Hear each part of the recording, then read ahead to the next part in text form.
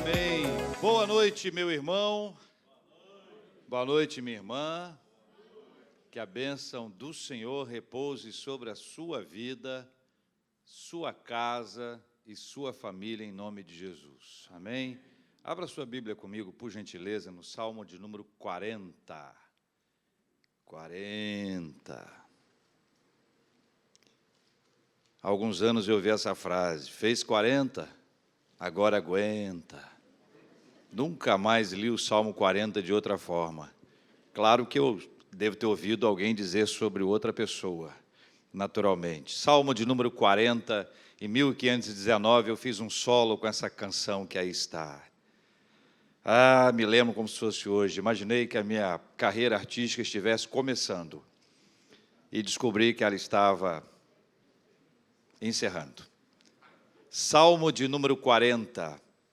Este salmo é uma verdade, não se trata de uma ficção, não é uma história imaginada, sabe? Aquelas histórias legais que a gente imagina, que a gente inventa e a gente cria. Não é uma história inventada, não é fruto de criatividade, da imaginação, é um relato de verdade, é um retrato da vida, é uma experiência sofrida, difícil, pesada, mas, ao mesmo tempo, exatamente por ter sido verdade, ela se conecta com a nossa vida. Quando há verdade, há uma conexão. A verdade sempre nos conecta, a verdade sempre nos aproxima. É muito legal quando a gente vê que esse texto fala de verdade. É um texto poético, como todo salmo. Os salmos são poesias maravilhosas e Pablo Neruda, um poeta que muitos de vocês conhecem, um escritor, nascido no Chile, em 1904, na cidade de Parral, falecido em 1973, na cidade de Santiago, do Chile, ele tem uma frase que é assim: a poesia tem comunicação secreta com os sofrimentos do homem. Concorda? A poesia tem comunicação secreta com os sofrimentos do homem. Por meio de um texto poético, nós conseguimos alcançar o coração daquele que escreveu, e aquele que escreveu consegue compartilhar aquilo que está no coração dele, e isso nos conecta de uma forma preciosa. E é lindo quando a gente vai para a Bíblia e vê que a Bíblia é a palavra de Deus, e ainda que seja um texto poético, ele é verdadeiro, ele é profundo, ele apresenta os seus sentimentos, e aqui o salmista compartilha a sua humanidade, ele revela as suas questões, ele admite os seus erros, e não é fácil admitir erros, não é fácil admitir erros. No Brasil, há alguns anos, foi lançada uma ideia muito curiosa, chamada de Feira dos Fracassos, onde as pessoas compartilhariam iniciativas que deram errado. A ideia é ótima, né? A ideia é ótima. O que você fez que deu errado, compartilha para que outras pessoas não ajam da mesma forma. Isso é um modelo de negócio comum em outros lugares do mundo. Até que o organizador que teve a ideia, que trouxe a ideia, que importou a ideia, começou a entrevistar pessoas para que elas pudessem serem aqueles que apresentariam os seus fracassos. Todo mundo recebeu essa ideia muito bem, mas, com o passar do tempo, a desistência foi tão grande que o evento, que era para falar sobre fracasso, adivinha? É isso aí. Fracassou. Não é fácil falar de fracasso. Não é fácil dizer, eu errei, eu fui mal, Curiosamente, a Bíblia nos encoraja a fazer exatamente o contrário, né? Admitir os nossos erros, falar daquilo que a gente faz, daquilo que a gente errou, e sem fantasia, maquiagem, sem máscara, sem criar historinhas. Tem 2 versículos nesse texto que jogam luz, jogam holofote sobre os 2 problemas principais que o salmista estava vivendo no contexto do Salmo 40, e que nós vamos ler inicialmente, para a gente entender um pouquinho daquilo que estava acontecendo com ele. Esses 2 versículos transitam no âmbito da queda. Os 2 versículos que nós vamos ler transitam no âmbito da queda. O primeiro versículo nós vamos ler, o versículo 12. Põe os seus olhos aí no texto. Salmo de número 40, versículo de número 12. Leia comigo. Não tem conta os males que me cercam. Olha a sequência. As minhas iniquidades me alcançaram, tantas que me impedem a vista. São mais numerosas que os cabelos de minha cabeça, e o meu coração desfalece. Primeiro ponto desse Salmo de número 12, desse Salmo 40, versículo 12, desse assunto que envolve a queda, é a queda gerada pelos próprios pecados. As minhas iniquidades são as quedas, e a queda gerada pelo nosso pecado, pela nossa escolha, pelo nosso erro, pelos desvios que a gente comete na vida e que a gente precisa enfrentar. O versículo seguinte é o versículo 14. O versículo 14 diz assim: sejam a uma envergonhados e cobertos de vexame. Olha o que diz agora: os que me demandam a vida, os que querem a minha morte. Tornem atrás e cubram-se de ignomínia os que se comprazem no meu mal, aqueles que têm prazer no meu mal. Quando eu me dou mal, há felicidade. Torcem pela minha tristeza, torcem pelo meu fracasso, torcem pela minha derrota. É isso que o salmista apresenta. No versículo 12, ele fala das quedas, ou da queda gerada pelo pecado. O pecado gera queda na nossa vida. Veja, o pecado é o marco do pecado, no início do pecado, é a queda. E depois, todos os nossos erros, o pecado, geram outras quedas. São quedas que geram questões interiores. No versículo 14, é a queda, a nossa própria queda, das pessoas que querem que a gente caia, que querem ver o nosso percalço, que querem ver a nossa derrota, ver a nossa tristeza. No caso dele, via as próprias pessoas desejando a sua morte. Esses dois versículos nos permitem ver o estado espiritual e emocional de Davi. Ele está abatido por causa de suas escolhas. Ele está com prejuízo da sua visão e da sua força. Duas questões que decorreram da sua queda quando as iniquidades o cercaram. Ele perde a visão e ele desfalece, perde as suas forças. Não se pode subestimar o impacto do pecado na nossa vida. Não se pode subestimar esse impacto gerado por uma pressão e por uma opressão espiritual. Quem se afasta do Senhor perde a visão e a força. Porque nele, no Senhor, nossos olhos são abertos e passamos a ver o que antes nós não víamos. No Senhor nós somos fortalecidos e temos força para prosseguir a caminhada.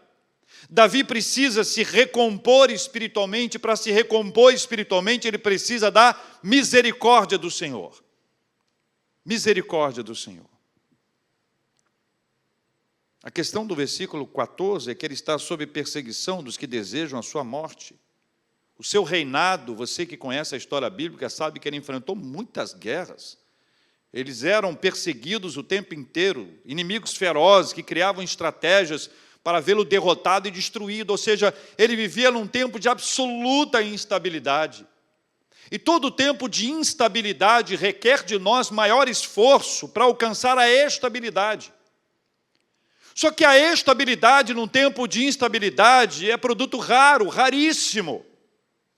Entretanto, em Deus, somente nele, nós conseguimos a estabilidade.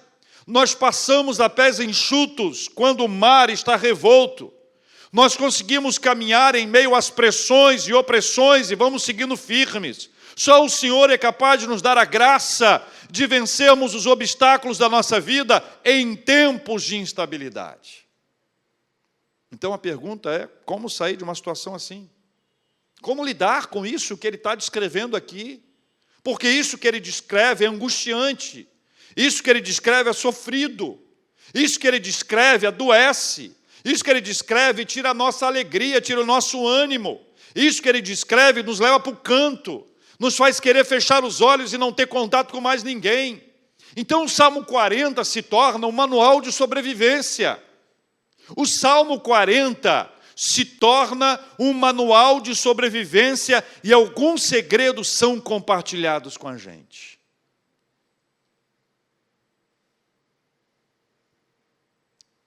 Versículos 1, 2 e 3. Veja comigo o que diz a Bíblia. Esperei confiantemente pelo Senhor, Ele se inclinou para mim e me ouviu quando clamei por socorro, tirou-me de um poço de perdição, de um tremedal de lama, colocou meus pés sobre uma rocha e me firmou os passos e me pôs nos lábios um novo cântico, um hino de louvor ao nosso Deus. Muitos verão essas coisas, temerão e confiarão no Senhor. Lembre-se dos feitos de Deus em sua vida e reviva os livramentos do Senhor. Este movimento vai encher você de segurança na ação libertadora de Deus. Quando o salmista escreve o versículo 1, 2 e 3, que nós estamos lendo agora, ele já estava vivendo o 12 e o 14. E ele já havia passado por algo semelhante ao 12 e ao 14 anteriormente. Ele já havia sido retirado de um poço de lama e tinha caído outra vez. Parece com alguém que eu conheço. Eu mesmo. Que embora tenha sido levantado, volta a cair. Infelizmente. Você também é assim ou não? Infelizmente. Mas aí ele traz para a gente um segredo precioso. Ele começa a se lembrar daquilo que Deus fez no passado. Ele começa a trazer à memória dele uma experiência profunda, maravilhosa, de um resgate que Deus operou. Do tempo em que ele estava lá no poço de lama e perdição, e quem está num poço de lama não sai por iniciativa própria. Ainda que nós estivéssemos num poço de lama e olhássemos para cima e pensássemos, já sei como é que eu saio. Eu vou dar um salto muito grande, vou pendurar ali, depois eu vou pendurar lá e depois eu saio. Eu posso ter ideia, eu posso saber como sair, mas eu não tenho forças, eu não tenho condições, porque aqui só se pode sair se houver um resgatador. Se o resgate não for feito por outra pessoa, eu continuarei aprisionado naquele fundo do poço. Então o que ele está dizendo é, o Senhor, me tirou do fundo do poço, Ele me resgatou. Há um episódio bíblico, não sei se você se lembra, que aconteceu com Jeremias. Jeremias era um pregador, era um profeta. E quando Jeremias pregava, ele só pregava o que Deus mandava. Tem até uma conversa curiosa entre ele e o Senhor. Ele conversa com Deus e diz, Senhor, não está dando certo, as pessoas estão reclamando muito do que eu falo. Linguagem de hoje, tá? Linguagem de hoje. O povo está reclamando, ninguém quer me ouvir mais. Os outros profetas só falam coisa boa. As pessoas estão lá querendo ouvir o profeta que fala coisa boa. E eu sou aqui, ó, cajado para lá, cajado para cá, o povo não aguenta mais. E o Senhor reafirmou para ele o ministério que estava diante dele e que ele não devia negociar em hipótese alguma o conteúdo da sua palavra profética. Aí, ele está pregando, o pessoal se reúne, e ele diz que vai ter invasão, que o povo vai ser vencido, vai ser levado para o cativeiro. Aí os líderes do povo reúnem-se com o rei, um rei fraco, medroso, amarelão.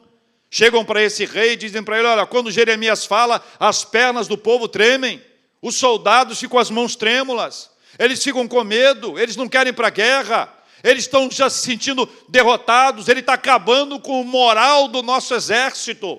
E pedem ao rei para punir Jeremias. O que eles fazem?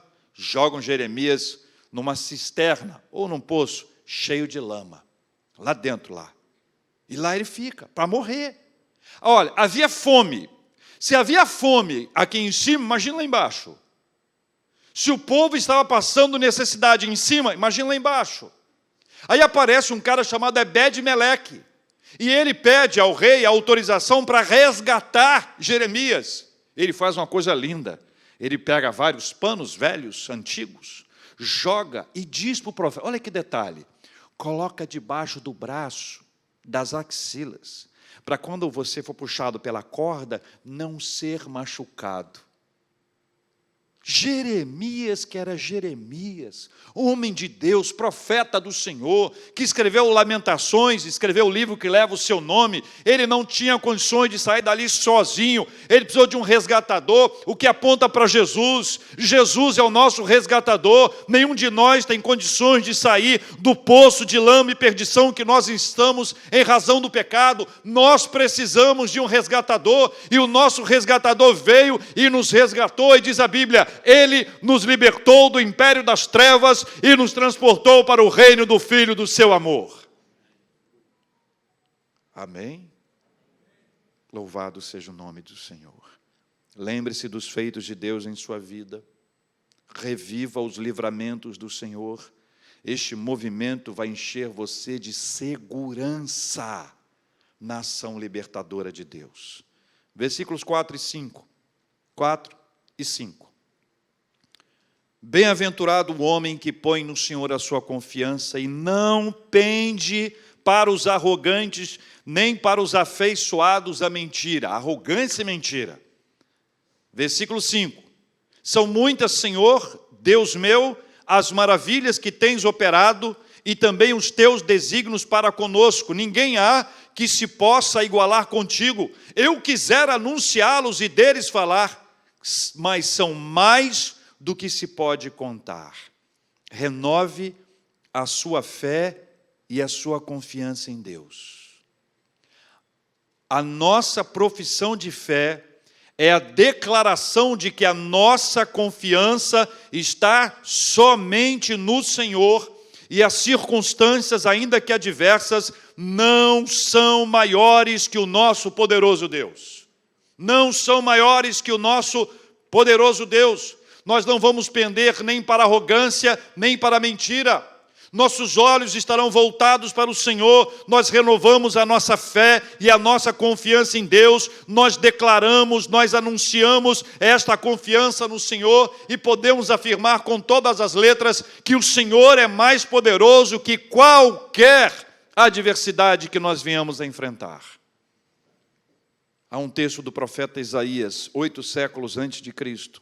Ainda antes que houvesse dia, eu era, diz o Senhor, e nenhum há que possa livrar alguém das minhas mãos. E ele encerra fazendo uma pergunta retórica: agindo eu, quem impedirá? Sabe o que é isso, irmãos e irmãs? É quando nós lemos a palavra, nós nos encontramos com a verdade das Sagradas Escrituras, e a fé vem pelo ouvir e ouvir da palavra de Deus, e a palavra de Deus enche o coração da gente de fé. Agindo Deus, quem impedirá?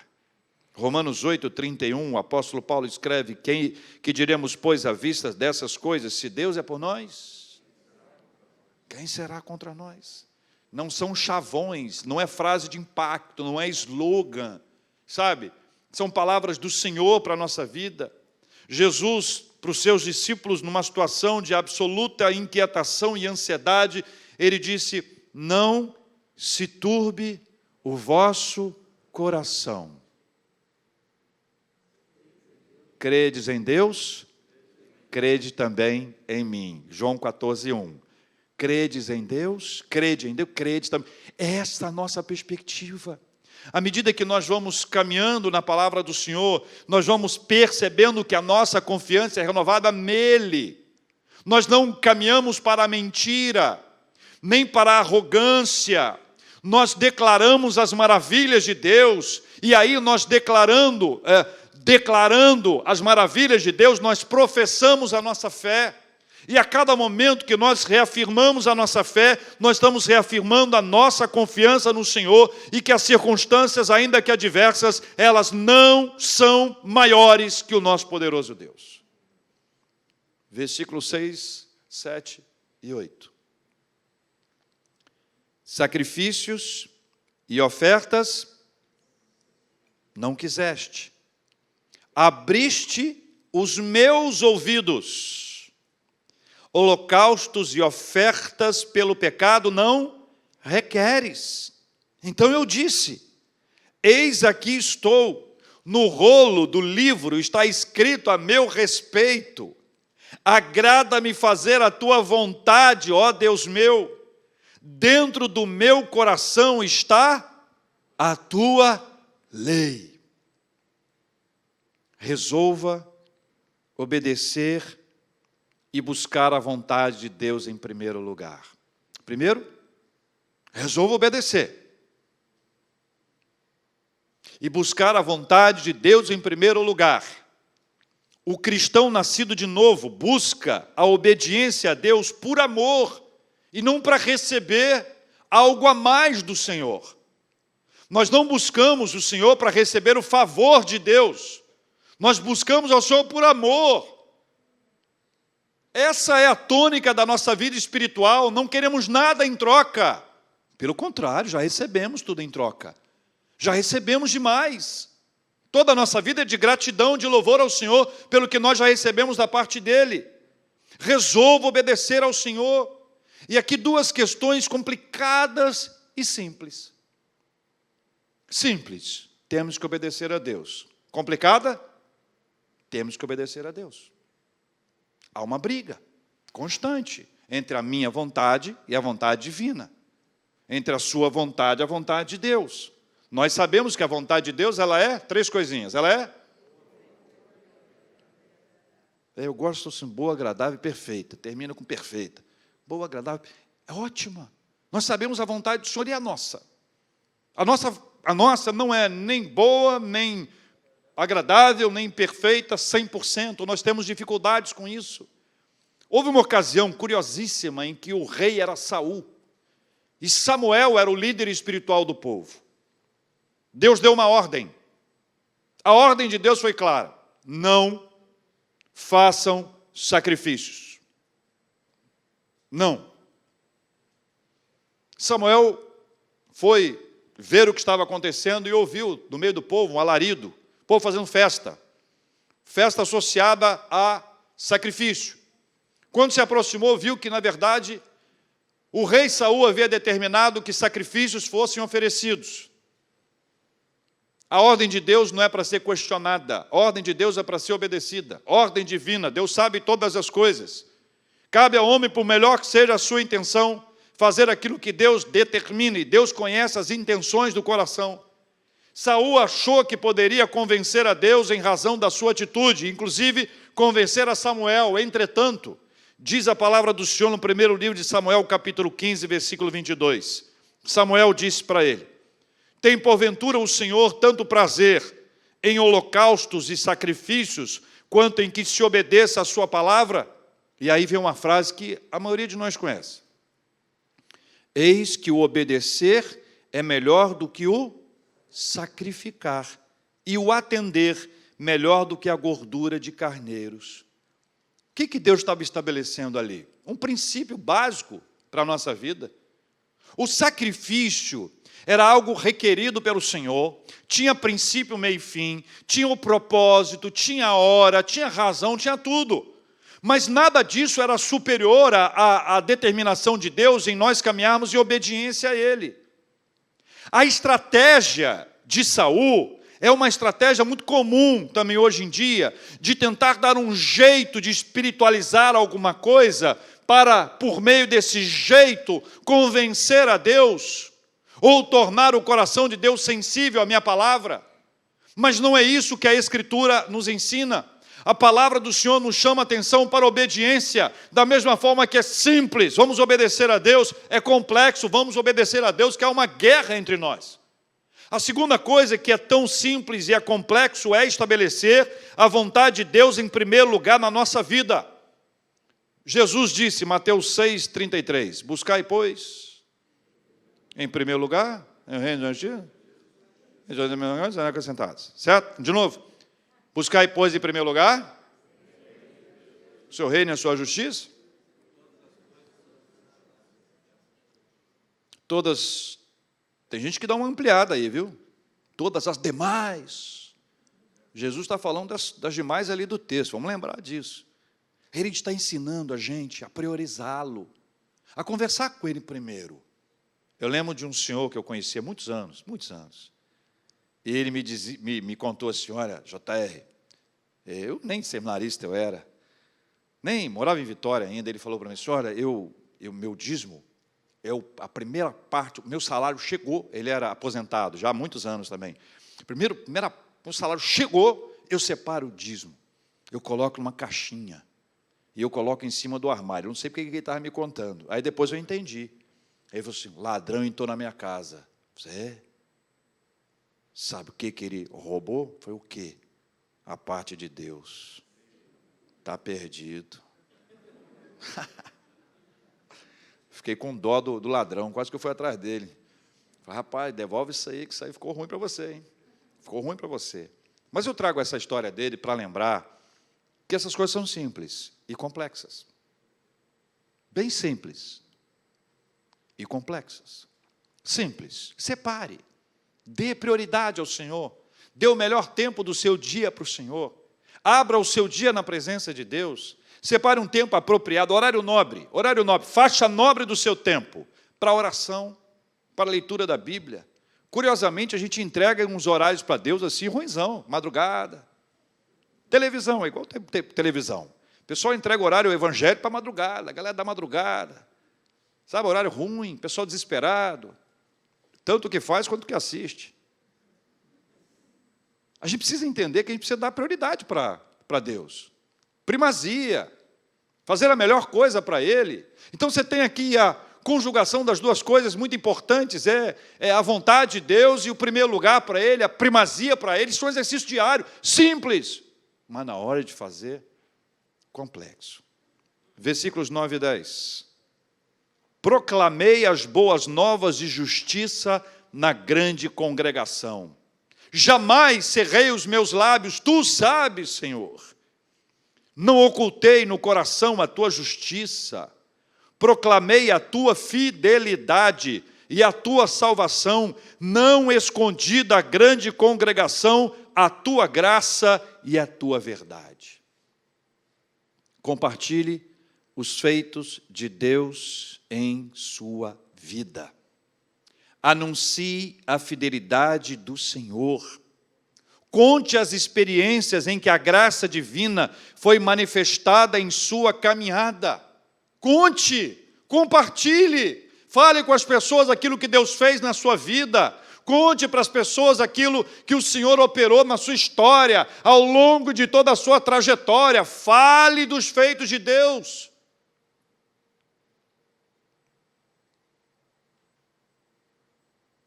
Hoje de manhã, a gente leu Atos 17, e num determinado trecho, Paulo está em Atenas, e aqueles que o escutam falar sobre a ressurreição, chamam Paulo de tagarela. E a palavra tagarela é literalmente é como se ele estivesse bicando, é um bico de um pássaro. Ele estivesse bicando as palavras. É como se ele estivesse falando pegando um pouquinho daqui, um pouquinho dali, um pouquinho de lá. É essa a ideia do tagarela. O tagarela é o que fala sem parar. Era uma crítica deles a ele, tentando de alguma forma silenciá-lo. Pode ser que a gente passe por esse tipo de coisa, quando a gente começa a falar daquilo que Deus fez na nossa vida. Nós não vamos alugar as pessoas, pelo amor de Deus. Uma amiga minha disse que existia o crente xiita e o chato.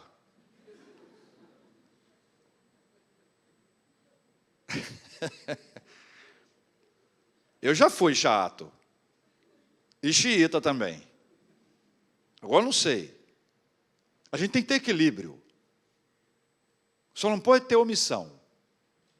Tem uma frase que atribuem essa frase a várias personalidades, então eu não sei quem é que falou, se alguém falou mesmo. Pregue. Se preciso, use as palavras. Já vi essa frase atribuída a vários autores, vários personagens interessantes da nossa história. Porém, algumas pessoas aplicam essa frase quase que literalmente. Não vou falar mais nada. O que vale é o testemunho. E saem da fala, do lugar da fala, exagerada, chato, para o lugar da omissão. A omissão é um problema gravíssimo, porque a omissão significa, imagina bem, o que é omissão de socorro? O que é omissão de socorro? Uma pessoa foi atropelada, você atropelou a pessoa, você não, alguém atropelou a pessoa e foi embora, omitiu o socorro, é crime. Piora para ela. Se ela socorrer, ainda que tenha atropelado, atenua de alguma maneira. Conforme o advogado, a pessoa nem estava lá. Eu atropelei, não. Você atropelou, não. Você sonhou que atropelou. E a pessoa, tem gente que dá jeito. A omissão. A pessoa está se afogando na piscina. Você está na piscina do condomínio, pegando aquele sol, vitamina D, depois desse inverno terrível que nós passamos. Você não achou, não? Eu achei terrível. Terrível que nós passamos. Vai sair o sol, vamos para a piscina. Tem alguém na piscina afogando. Estou morrendo, vai com Deus. É isso que você faz? Mas é isso que você faz quando você não fala nada quando alguém está morrendo. É isso que a gente faz quando a gente está vendo uma pessoa enredada por uma série de coisas, que está passando nesses últimos tempos no desespero, que está vivendo um tempo de trevas na sua vida, escuridão absoluta, que não consegue chegar a solução, alternativa, saída. Nós temos Deus, Deus nos tirou de um poço de lama e perdição. Nós temos uma canção nova para cantar, enquanto nós estamos cantando a nossa canção em espírito. Subindo na sobrancelha, assim, que a pessoa está cantando em espírito, sabe? A pessoa canta assim, E a pessoa, socorro, socorro.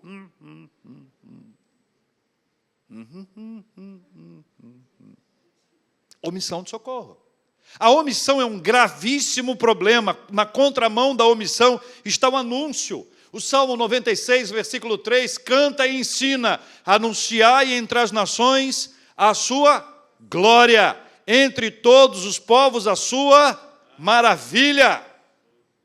É esta a declaração. Nós não nos calamos, pelo contrário, nós compartilhamos os feitos de Deus em nossa vida. Anuncie a fidelidade do Senhor, conte as experiências em que a graça divina foi manifestada em sua caminhada.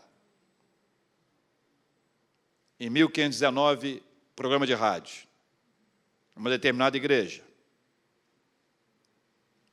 Conta a benção, irmão. Quem já ouviu? Era muito bom. Era muito bom. Eu gosto de rádio, né?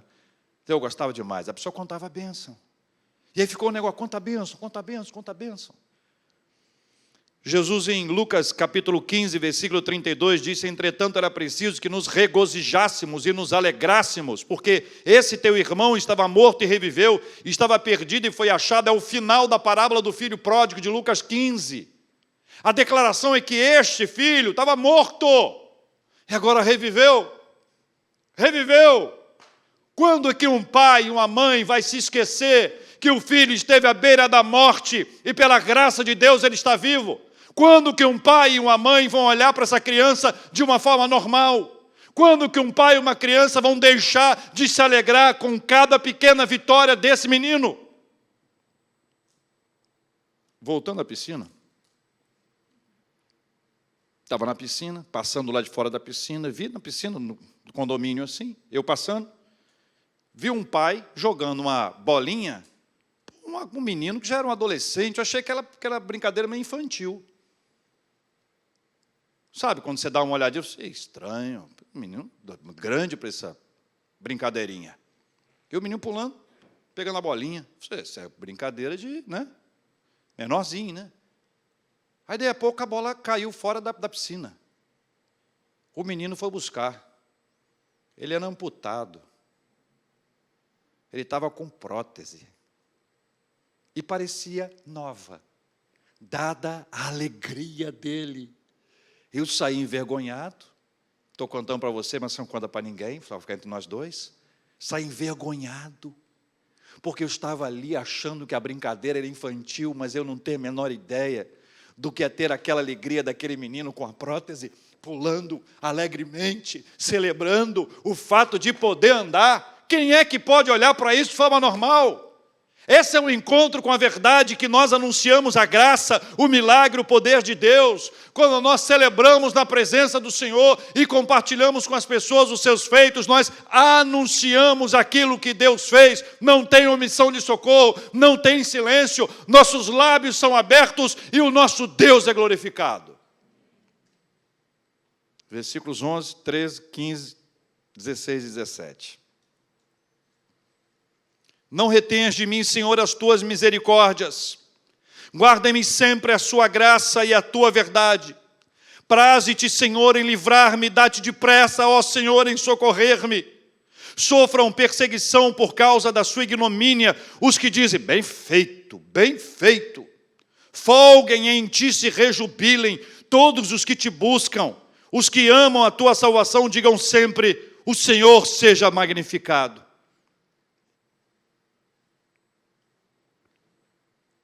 Davi diz, eu sou pobre.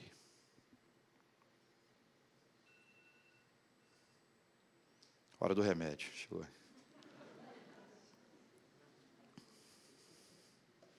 Eu sou pobre e necessitado, porém o Senhor cuida de mim. Tu és o meu amparo e o meu libertador. Não te retenhas, ou não te detenhas, ó Deus meu. Caminhe clamando, confiando e adorando ao Senhor em meio às lutas. Caminhe, não pare, não desista, agradeça, pois o Senhor cuida da gente. 3 palavras se destacam nesses versículos finais: misericórdia, socorro, cuidado. A misericórdia está sobre nós.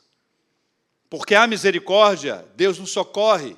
E ai de nós se não tivéssemos o privilégio de gritar ao Senhor socorro.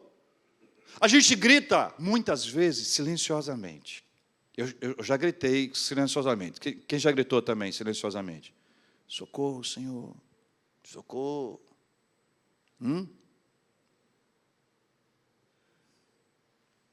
Porque há misericórdia, há socorro. Porque há socorro, há cuidado. O Senhor nos socorre. Deus constrói uma rede de ações que revelam o seu amor, o seu poder e a sua graça. É maravilhoso ser alvo da misericórdia.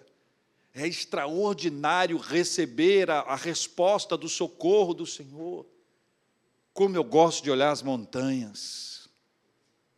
Não tenho vontade de subir, não. Só gosto de olhar. Elevo os meus olhos para os montes. De onde? De onde me virá socorro? Meu socorro vem do Senhor, que fez os céus e a terra. Paulo, escrevendo aos Efésios, capítulo 2, versículos 4 em diante, diz assim: mas Deus, sendo rico em misericórdia, por causa do grande amor com que nos amou, estando nós mortos em nossos delitos, nos deu vida juntamente com Cristo. Pela graça sois salvos. E justamente com Ele, ou juntamente com Ele, nos ressuscitou e nos fez assentar nos lugares celestiais em Cristo Jesus, para mostrar nos séculos vindouros a suprema riqueza da sua graça, em bondade para conosco em Cristo Jesus. Porque pela graça sois salvos mediante a fé. Isso não vem de vós, é dom de Deus, não de obras, para que ninguém se glorie, pois somos feitura dele, criados em Cristo Jesus para boas obras, as quais Deus de antemão preparou para que andássemos nelas. É por causa da misericórdia do Senhor que Jesus foi enviado. É por causa da misericórdia do Senhor que Jesus chegou ao nosso meio. É por causa da misericórdia do Senhor que Jesus andou entre nós. É por causa da misericórdia do Senhor que Jesus nos alcançou, porque nós estávamos mortos em nossos delitos e pecados. Nós estávamos destinados ao inferno, à morte eterna. O Senhor nos resgatou. O Senhor veio para nos encontrar, para nos levar de volta para a casa do Pai. Foi em razão da sua misericórdia que Ele nos socorreu. Nós estávamos lá no fundo do poço espiritual, sem condição alguma de sairmos de lá.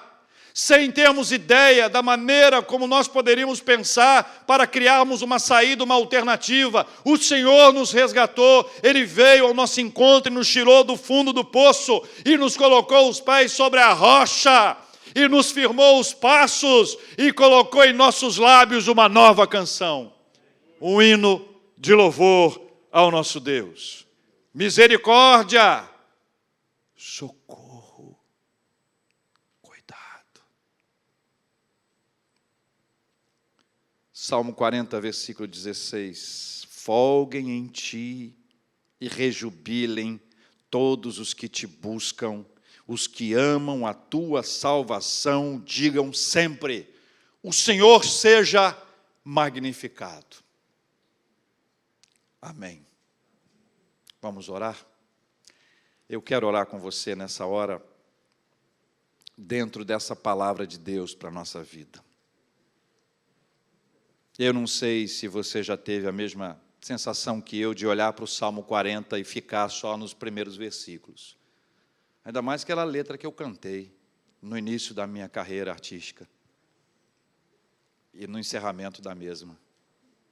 Esperei confiantemente no Senhor, e Ele se inclinou para mim, e me ouviu quando clamei por socorro, e me ouviu quando clamei por socorro. E alguém está pensando: agora eu entendi, porque a carreira acabou.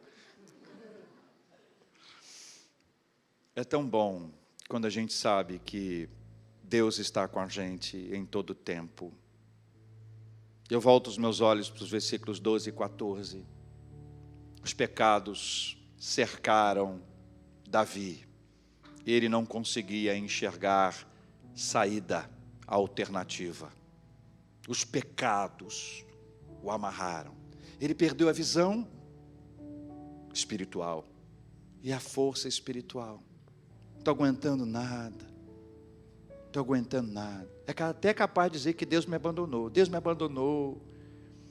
Deus não responde a minha oração. Por que será, Brasil? Segundo, o 14, a outra queda. Querem a nossa queda. Primeiro, quero te avisar que o inimigo das nossas almas quer a nossa queda. Direto, o tempo inteiro. Mas tem gente, carne e osso, que também quer a nossa queda. E nos faz mal quando a gente descobre que alguém não gosta da gente. A gente acha, a gente não. Algumas pessoas acham que serão queridas por todos. Todo mundo me love. Todo mundo love-me. Quem dera, né, gente? Mas não é assim, a vida não é assim.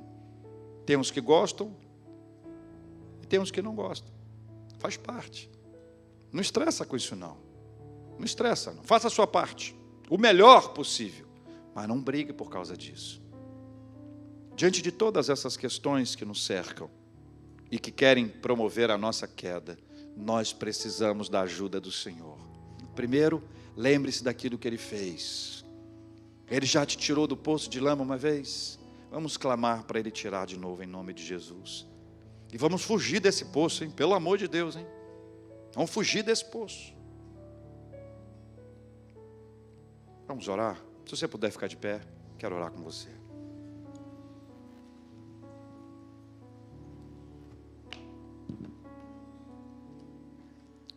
Ó Deus, Tu és o nosso Deus forte. A nossa confiança está no Senhor. Diante do Senhor, nós falamos daquilo que se passa dentro da gente. E a gente sabe, a gente reconhece. Cada uma das nossas falhas são reconhecidas diante da gente. A gente pede perdão ao Senhor em nome de Jesus. Perdão pelos nossos pecados que nos privam da visão espiritual. Pecados que nos arrancam a força, que nos adoecem espiritualmente, que nos levam ao desânimo, que nos levam à morte espiritual. Nós reconhecemos e pedimos perdão em nome de Jesus. Nós sabemos, ó Deus, que são muitos os que querem queda de alguém. Nós não queremos ser contados entre estes. Nós queremos ser contados entre os que querem o bem das pessoas. Por isso, se houver alguém com desejo que o outro caia, que o outro pereça, que o outro não avance, que o outro seja destruído, nós repreendemos isso em nome de Jesus. E nós pedimos que o Senhor nos ajude, para que no meio das tormentas da nossa vida, nós sejamos fortalecidos e sob a bênção do Senhor possamos caminhar, amparados na Tua palavra e vivendo para a glória do nome do Senhor. Oro pelos meus irmãos e minhas irmãs e peço que sobre eles esteja a bênção do Senhor, bênção da vida e não da morte, bênção da paz, da alegria, da esperança, bênção da saúde, bênção daqueles que sabem que podem contar com o Senhor, que o Senhor é Deus presente, é Emanuel, é Deus conosco, que está com a gente em toda e qualquer circunstância da vida, seja hoje, seja no futuro, assim como esteve no passado. Nós nunca vamos nos esquecer do que o Senhor fez, sempre vamos contar. E se houver alguém aqui entre nós, ó Deus, que tem se omitido, tem sido uma pessoa omissa quanto à sua responsabilidade, até para contar o que o Senhor já fez na sua vida, eu peço ao Senhor que abra os nossos lábios e que nos ajude a compartilhar, não como chatos, mas como saudáveis, equilibrados, abençoados, que compartilham aquilo que vivem, cujas histórias são construídas pelo Senhor para edificar outras vidas também, e não para edificar, ou não para ser algo somente para mim, mas é para compartilhar, para abençoar outras vidas e outras pessoas. Nós oramos pela saúde física, emocional e espiritual de cada um. Oramos, ó Deus, por equilíbrio, relacionamentos saudáveis. Oramos por prosperidade. Oramos por uma vida financeira estável, por uma gestão dos nossos recursos com sabedoria, equilíbrio. Pai, tudo nós consagramos ao Senhor e pedimos a bênção e a graça do Senhor sobre nós. Lembramos de 2 irmãos que estão internados. Lembramos do Francisco, lembramos do Hermênio, lembramos de uma irmã, Dona Lúcia. Que a bênção do Senhor repouse sobre esses queridos que internados estão. Pedimos que eles sejam curados em nome de Jesus, para a glória do Senhor Jesus, em nome de quem oramos. Amém. Podem se assentar.